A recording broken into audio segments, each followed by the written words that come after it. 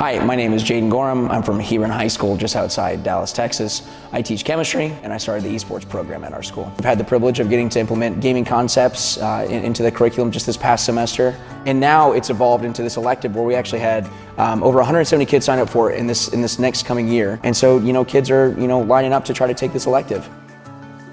Gaming Concepts is an innovative curriculum that blends the excitement of competitive gaming with STEM and educational objectives to foster a strong sense of belonging among students. Schools using gaming concepts reported an increase in attendance of up to 10%, alongside an overall rise in self-esteem by 8.3%, and nearly 82% of students expressed they had never participated in any extracurricular activity before Gaming Concepts. Written by educators, for educators, Gaming Concepts features 5 unique courses distinctly tailored for middle school and high school students passionate about this growing industry. Bring the power of esports into the classroom, and you'll find just how impactful Gaming Concepts can be for your school. All right, everybody, thank you so much for being here. Another webinar that we're going to do today. Very pleased to have with me Sam Ward from Valor Esports, our close friend and wonderful partner down under in Australia. And he's going to be presenting to you everything there is to know about the Valor platform. So if you don't know anything about Valor or you want to know something about Valor, this is obviously the webinar or the YouTube video for you because he is going to go through the platform in depth and show you why it is such a game changer when it comes to esports training and coaching for either yourself or your students, your team, whatever you're going to be using esports or you're doing esports in your organization. So my name's Alex Herbie. Glad to have you here today. With me again, like I said, Sam Ward from Valor Esports. I'm going to kind of let him take it away, and I'm going to run the background for chat and questions. So if you've got any questions during this, please throw those in chat so that we can see those. It's just the easiest way for us to respond. And then again, if you have any questions, please feel free to visit both of our websites, either valoresports.com or gamingconcepts.gg, where you can get more information about contacting us and seeing more content like this. Make sure you hit that subscribe button and the like button so that you can see what we're doing in the meantime. So Sam, again, thank you so much for being here. We talk all the time, so it's always good to see you. But I'm excited to see this kind of deep dive, how the platform works, and I know that this is going to be different from your normal kind of appearances with us, that we're going to actually see how it works, the platform versus kind of an overview. Wonderful. Thank you, Alex. I'll just get you to let me share my screen. Absolutely. Thank you. And we'll jump into it. Thank you very much. So we are going to be more focused on the actual platform today, and I will also try my hardest to speak a little slower because I know we work with quite a few schools in the US, nearly over 80 schools now, or nearing on 100 by the end of this month, and I often get asked to talk a little slower just because the Australian accent can be a little hard to hear. So we are going to go through the platform. Just before we kick off, I just want to always set the scene and make sure that people who know Valor understand that we have a very, very clear mission. Our first vision for our company is really just to empower the dreams of gamers. We want to empower a gamer who has that dream to play at a higher level to have those opportunities. And we believe that has to be done through supporting a higher level of grassroots education with structured esports training. So really replicating what we see in the sporting world, that when you go to learn how to play a sport for the first time, often you do that in a fundamental and systematic way with a coach who walks you through step by step.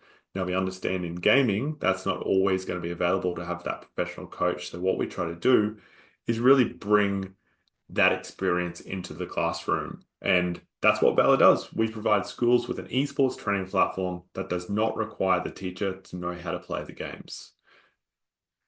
And the last slide I just want to show you is just where we're at within the community of schools.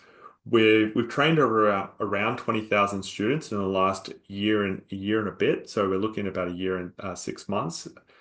We have a lot of training content on our platform, and we have a really high student satisfaction rating. So a lot of what we do has been approved by the actual student, which we know is often the hardest critic, that the teacher loves what we do because it provides a structure, but we want to make sure that the student actually enjoys what they're doing.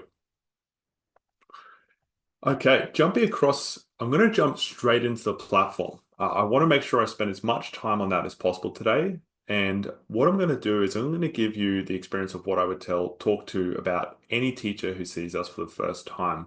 We're going to walk through essentially what the onboarding is without doing too much of the management system side, but just really looking at the curriculum. So what you're looking at this stage is our homepage. On my homepage, I can see on my left-hand side all the tools available to me within my Valor Esports account. And what you'll see is we have my org, which really covers off the managing of your players and your members, ability to invite staff to help and come manage your program with you. We have a reporting section, which I'm going to go through just at the end to show you some real data from different schools coming out, where we can see the usage report, how much is our platform being used and how much training is occurring. Our student report, which really covers off how much of the curriculum is being completed by each individual. And our athletic states report, which really allows us to report on well-being data around the student and how they're feeling about their training and feeling about themselves within their training as well. What I'm going to move on to though is starting with the training itself. So what you can see on my left-hand side under this game, Rocket League, we have a couple options. We have our leaderboard, we have our skill intros, our e-drills, and right at the top, we have our training camps, which are going to be our major focus today. Within our skill intros, you're going to find a very particular type of content. So this type of content is completely focused on the what, the why, the what is this, the why is it important, and how is it trained, and how do I start practicing it with good habits and avoiding the bad habits within my training.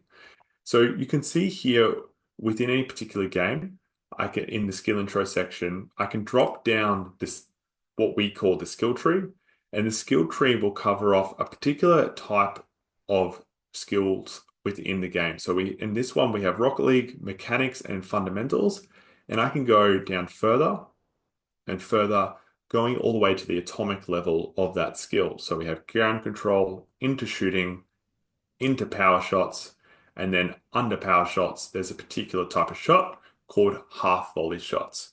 This allows a student to really discover what the skill tree looks like and how it can be utilized to discover new skills within the game. If I was to go into this piece of content, what I'll find is a video. And apologies for the slow Australian internet at the moment. I've switched over to my phone to try and speed it up. What you'll find within this skill intro is a video. This video has been designed in a very particular way to make sure it's got an educational outcome that is built by the Valor team, but the actual content that is being delivered is by a professional coach. So what you'll see in this is a coach who's either in the top 1% in their game in the world, or a coach who has also worked with a professional team for over 24 months. So they have to have a certain type of resume before they can sit down and start to deliver that type of content on our team. The next level up from a skill intro is an e-drill. Now, an e-drill is the action of doing. What we're trying to do is bring that drilling and that muscle memory and that repetition into a player's training. Same technique, I can break down by mechanics and fundamentals. I can go through and go all the way down to the bottom of that particular skill. Let's do the same one, ground control, through the shooting, through the power shots, down to my half volley. So I'm seeing exactly what I saw in the skill intro, but now I'm seeing something from a drill perspective. And you can see there's multiple different types of shots here that I can practice. And even our ground half volleys, which is the same skill we saw before, has two different types of drills. This is an intermediate one, and this is an advanced one. If I was to go into this drill, very, very similar, I'll have a video that's been designed very specifically by the Valor team and our education team that'll be delivered by a professional coach. The main outcome we're looking for here is for a player to understand what is the activity I need to do to get better at this skill. How do I actually go into the right area of the game to practice it? And we understand that's one of the biggest barriers for schools is not so much the activity, but where do I go in the game? What part of the game? Is it in the free play section? Is it a special map that I need to go to? Is it just playing the game and having a focus while I play it? That needs to be explained by our team. And that's always explained within the video and also our technical instructions, which can be found within this piece of content. So this one is a training pack within Rocket League. Anyone that knows Rocket League a little bit will know that there's an area to enter training packs. You can copy this and take it across to your game and enter that in to get into that drill. Every single drill that you see within our platform will also come with a challenge. So not only do we want them having methodical practice, maybe for 5 to 10 minutes on the drill, but we also want them to challenge themselves at the end of their session to see if they've improved or not on that skill. So you can see here, challenge 1, set a timer for 90 seconds. After 90 seconds, what was your training pack completion percentage? If I was to come in here and enter my data, which obviously I haven't done with you guys, but I can enter that in, it will tell me how much I've improved and what's my comparison to the last time I've practiced. It will give me an overall performance score, and it will give me a breakdown of where I am on the actual skill level from beginner through to master as well. You can also see your evolution over time and the detailed objectives of how you're traveling, so your current practice. So a lot of data is being provided to the student to help them understand how they're traveling within this particular skill in the game. Where I think I want to turn to now is probably what is the most important part of our platform, and that's what we call our training camps. Our training camps are essentially a set curriculum for players to follow and for a teacher to implement within their training sessions or within their classroom. Every game that we have has a training camp made up of 4 different levels: beginner, intermediate, advanced, and pro. Every single level comes with 8 weeks of training. So you'll see here that I can have a look from week 1 all the way through to week 8, and then a final week of challenges to see if I'm ready to move up to that next level. Now, if I was to go through and do one session, I'm not going to do the whole session here because each training session takes around 20 minutes to 30 minutes, depending on how experienced the student is. If I was to go through, what I'm going to find is 3 main activities that need to be completed by the player. Very, very similar to Duolingo, that for me to move on to the next level, I need to actually finish the activity and unlock it or be successful at it.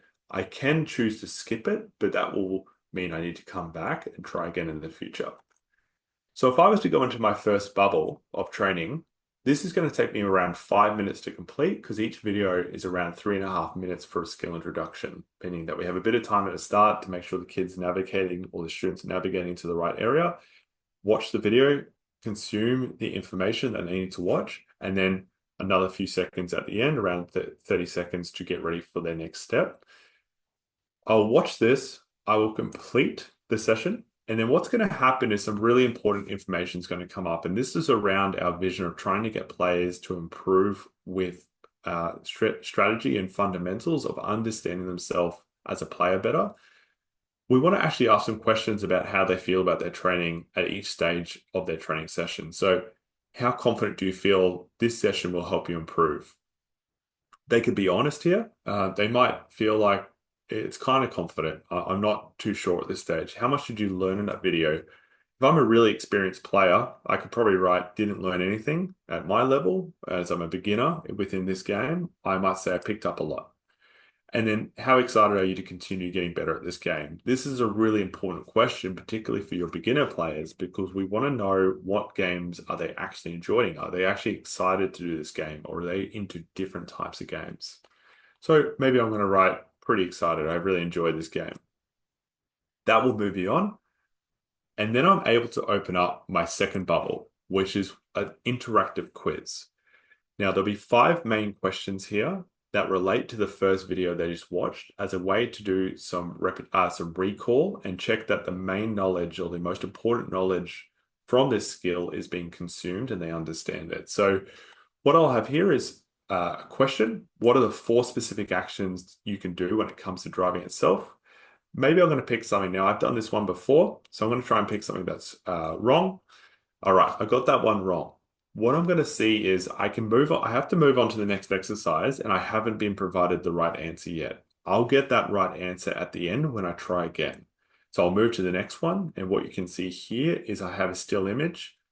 What do we call the speed our car reaches that is indicated by the trails appearing behind the rear wheels of your car? If anyone that knows Rocket League will know that this is supersonic speed. I'll get that one correct, and the answer will be provided to validate why I was correct. I'm going to go through nice and quick and do these, so make sure that I know this. Just for your own knowledge, all the answers will rotate. So if your players have to do this multiple times because they didn't get it right the first time, they have to actually sit and reread it and make sure they understand, because it's going to rotate. They can't remember exactly where everything is.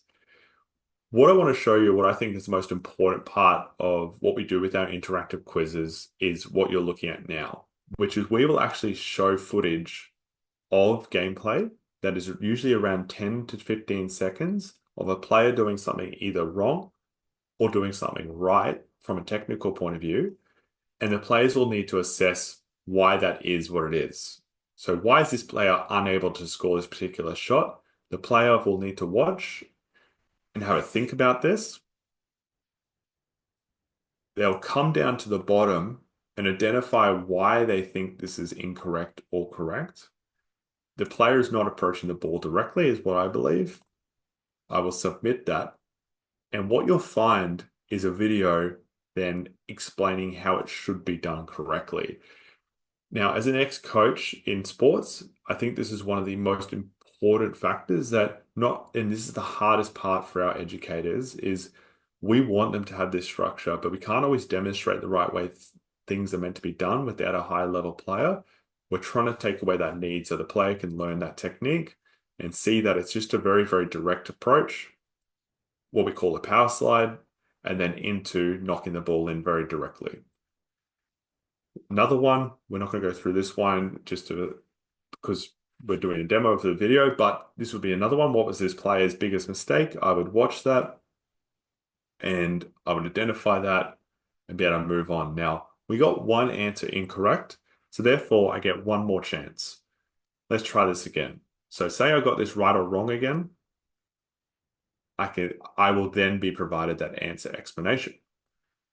I can complete my session and I'll be provided with a questionnaire again on how do I feel about the quiz I just did. I need to keep learning these skills of assessing how my brain is going. How do I personally feel about my own training, and really trying to drive this increase in understanding in myself.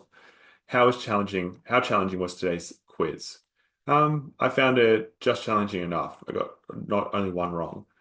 How confident do you feel? Kind of confident. How excited are you to continue getting better at this game? Kind of excited.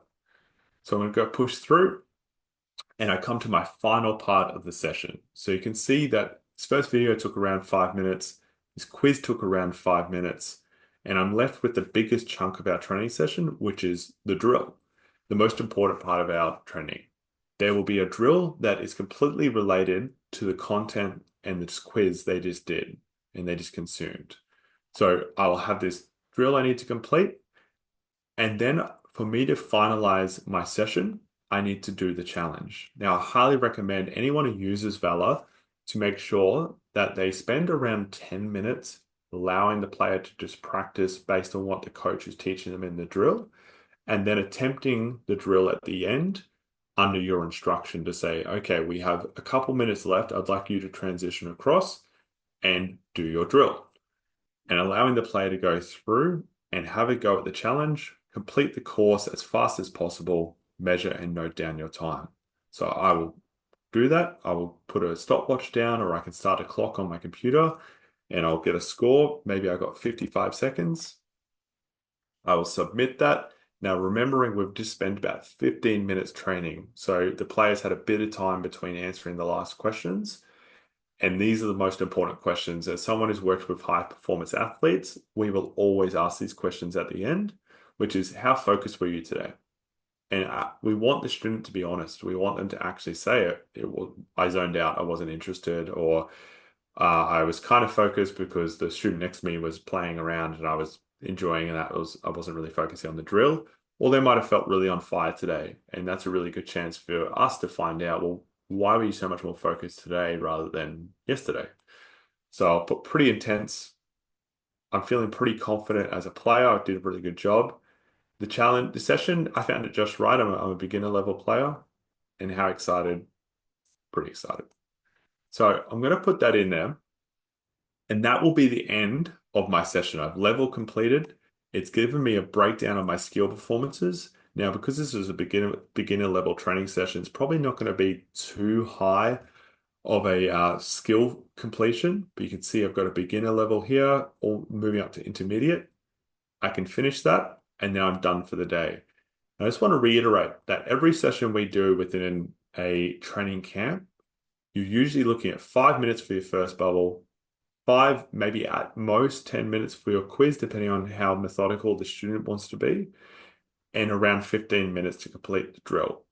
If I'm running a 60-minute session, I will want to do my training first, and then the last half an hour of the session, I'll allow them actually to have competitive matches against each other. But we know we've done some sort of constructive training, which they can now try to apply into those matches. So once the players have started to train and they've really started to develop some practice, what's going to happen over time is data is going to be entered into these three reports. So I'm going to show you a school report from school out of California. This one is called the usage report. And what you're going to see in the usage report is a week by week report on what is happening. So you can see last week with this school, over time, they've had actively around 50 players training every single week. And I know they're away this week, so there's only three users. Some of the players aren't available.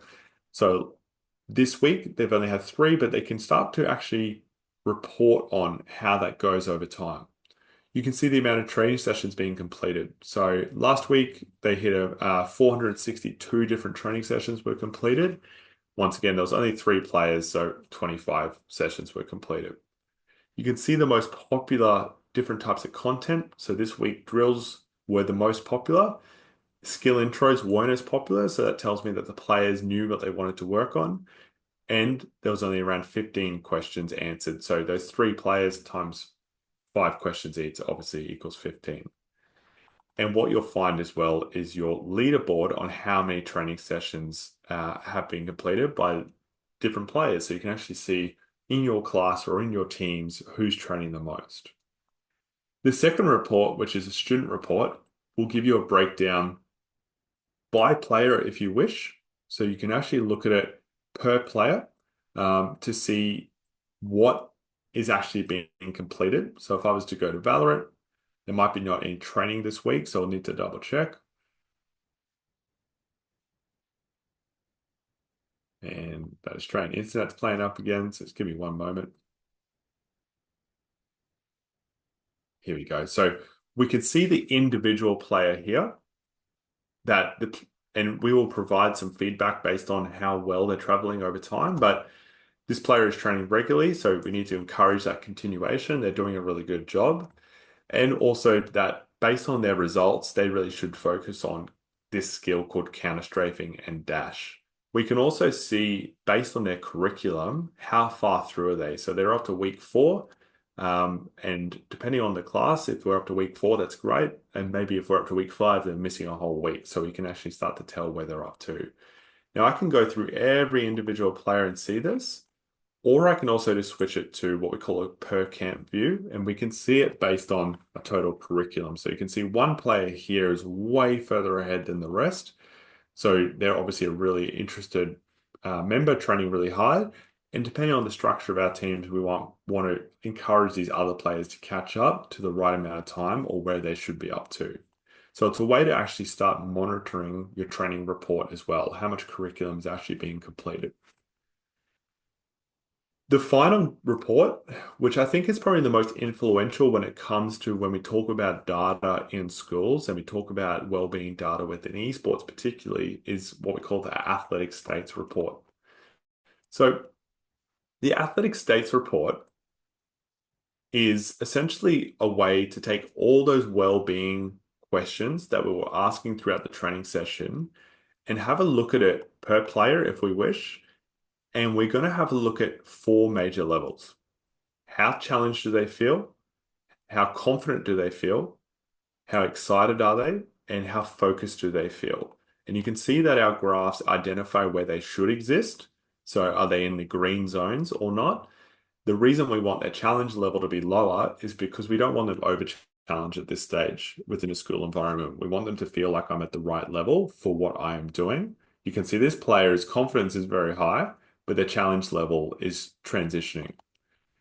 You can see with this player that they're in a really good zone. They're in nearly all greens from their last training session.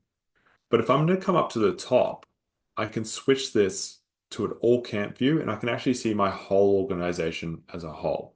So I can actually have a look at all the players in one hit. And you'll see here that we have our challenge level on average is really positive, that most of them are in the right section.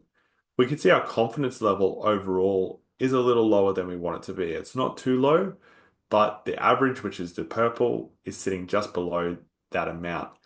As a school coach or as an educator within esports, now that allows me to actually have the question or the conversation with with a company like myself, or even within your own team of, well, how do we actually get the confidence up to the players? What does that look like? What kind of training should we be doing? What kind of learning should we be doing about confidence? How do we do that? Is it based on match results? Is it based on the type of training we're doing? What do we need to do? Excitement level. So excitement level has been pretty consistent. It's dropped off in this last week, and I dare say that's because only 3 players have come. So their average has dropped compared to having those other 50 players there, but also incredibly important. Sorry, that was excitement level. Also incredibly important. We want to keep that excitement level up. We want to actually be able to ask the question, what creates an exciting environment? What makes them want to do it? Is it making sure that I put the classroom in a certain way? Is it the certain games we're playing? Is it the structure of our session? Maybe I want to do Valor after a type of warm-up. Maybe we want to play games first, move into Valor. We can start to work on what creates more excitement. Maybe it's working towards a competition or a tournament that we know is coming up. And the focus level. How focused are we feeling over time? So this data to us is the one that we often get asked about the most from the district level when district leaders or your senior leadership teams want to report on esports. A lot of the time they're asking for that well-being outcome. And can we identify students who potentially have had a different or indifferent experience at school, but we can start to tie some positive results they're getting to the results we're seeing on the Valor platform around their well-being data as well. In terms of the platform as a whole, I think one of the most important parts that I mentioned here, because we've just gone through the in-depth side, is when we look at our members and we manage our members, so we have automated licensing, which allows you to generate as many licenses as you wish. The most important part about Valor is that we don't take any personal data on students. So we don't take any of their names, we don't take their email address, we don't know what grade they're in unless you identify that you want to put them in a certain class. But we're not going to require the student to provide anything. That's all done on the school side of how they generate their licenses. And I'm able to also put them into their teams. So I'm able to actually manage my licenses in one zone and make sure I have the access to bring players in and out of my platform at will without having to actually come to us to ask us to do it for you. So it gives you a lot of autonomous control essentially over your program and the ability that if you have a new student join up, you can have them training in a matter of a couple minutes when they come to you, and you can just generate a new license simply by adding players where you need to. And you can see here that anonymous naming section is all automated to be an adjective and an animal And I always say to anyone, if the words or or the combinations seem too difficult, you can just change them up. So smart duck might be easier for a student. You can check their gender, add player, and you can save. And now you have two new licenses to be used for new players, and you can do what you wish with them. You can put them in a new team by grouping them into a different team up onto your side, or you can let them know that this is their, and pass over their name, and then a PIN number is all is required for them to sign in to our platform and start training. All right. Well, thank you very much for everybody listening. If you have any questions, I'd happily to take them. But I think the key categories that are most important when it comes to Valor is we essentially allow schools to start training without needing an expert within the classroom. And we actually believe educators and teachers are the best people to do this because they know how to manage classrooms. They know how to behavior manage.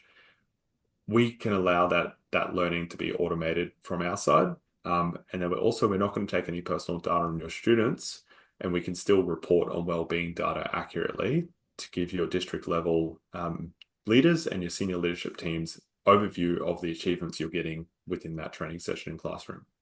Thank Yeah. you very much.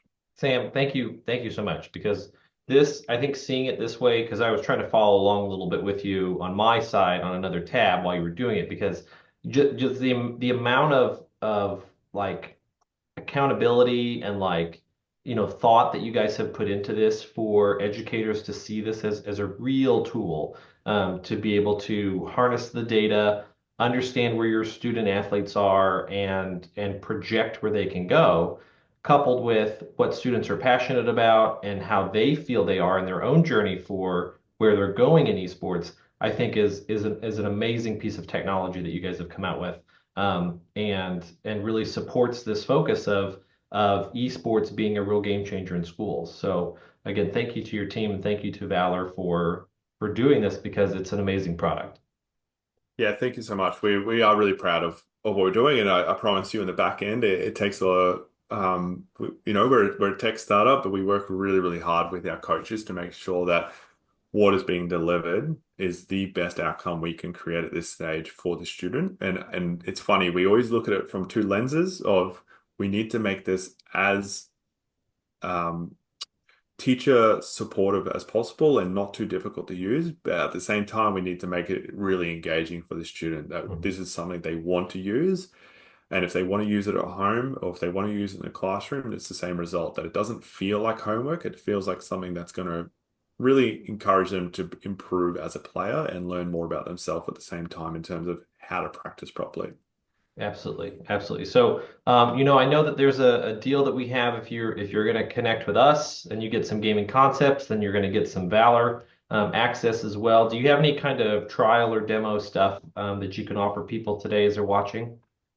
Yeah, so we're offering a 8-week boot camp, we call it, which is essentially a trial for 2 months through Generation Esports. And it means that you'll get an onboarding experience similar to what you got today with myself, and we'll walk you through and make sure your school is set up correctly, and they'll take around half an hour.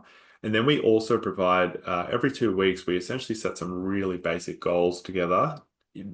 The first goal being, can you get each of your students to be signed on and do their first session? That kind of symbol, but trying to get you into that process of getting to some point where we have some data coming through at the back end, and you can work with me for 2 more sessions over the 8 weeks to essentially digest that and put together some basic reports to be able to report on, but also talk to me about what is working and maybe what you need to refine or change a little bit in the classroom to get a better result, with some of my background in coaching as well. So essentially 8 weeks trial, and we call it a boot camp because we actually make it interactive. It's not just here you go and you're left alone. You actually get to work with our team. Awesome. Awesome. Great. So again, where can you find us? Where can we see you at? Where can we get in contact with you, Sam?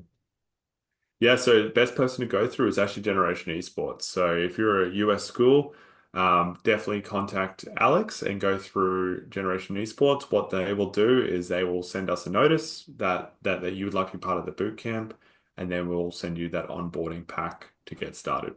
Absolutely. So yeah, so if you're looking for that information, I'll hit you with the links here: generationesports.com, valoresports.com, gamingconcepts.gg. If you want to email me and have some questions about how this fits into education, or you have other questions about the Gaming Concepts curriculum, Generation Esports in general, how do you do esports in the classroom, you can email me, education@generationesports.com. And I just want to thank everybody for watching this and being here tonight.